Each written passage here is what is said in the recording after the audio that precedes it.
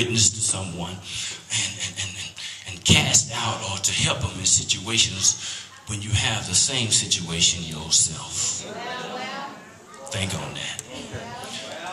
Think on that. Power to witness. Power to walk upright. Not because you have evolved from a monkey to a man, but the power to walk from the darkness into his marvelous light. Somebody needs to understand that God has given you the power to live the life that you're reading about in your word. That's the God that I serve. I think everybody here belongs to Kachusa. Isn't that right? Well, you should be serving the same God that I serve. And he said, you shall receive power. But then let me move on. He wants us to have a passionate service. Passionate. Say passionate. Well, y'all didn't say that like you meant that. Let's try that one more time. Y'all say passionate. Amen. Do you know what passionate is? Have you ever had someone in your presence or in your service who said, well, I just can't do this no more. I just don't feel it no more. I just don't feel it. I don't feel it. Well, when I was young, my passion was to draw. At 5 years old, I realized that God had given me a gift to draw. And I still draw today. You see, I don't think that you could ever give me a pencil and a pen and I not draw something. Because I'm just that passionate about the gift that God had given me.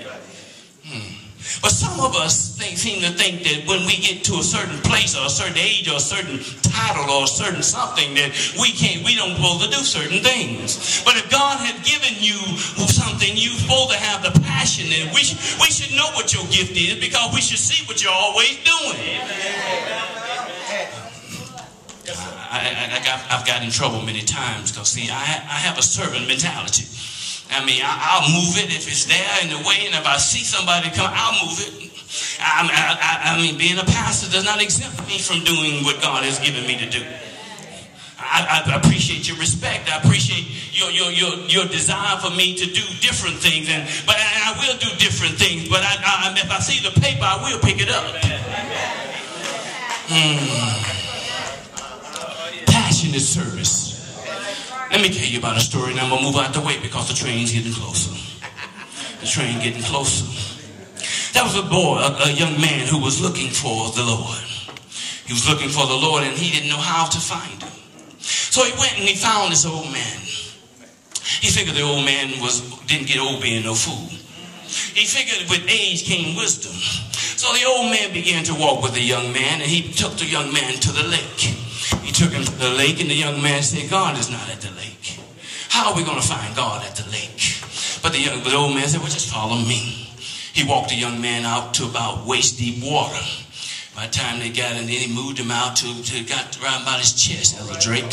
And then he grabbed the young man's head, and he dunked his head in the water. And he held the young man down there for a while. The young man began to struggle. He began to try to get away from the old man. The old man, after a little while, he let go of the young man's head. The young man shook it off, and finally when he caught his breath, he said, well, why did you do that? He said, well, only until you get your passion for God the same way that you was trying to have, with the same passion that you had to get air, will you ever find God? Somebody need to hear me. You see, only until you get to a point that you're really diligently seeking him will you ever find God. You see, we need to have the passion to do what God has called us to do, just like we have the passion to do those things that God tells us not to do. I'm going to stop it right there. But saints of God, we need to move from a passive to a passionate service. Passive to a passionate service. Jeremiah got passionate. Jeremiah in 20 and 9.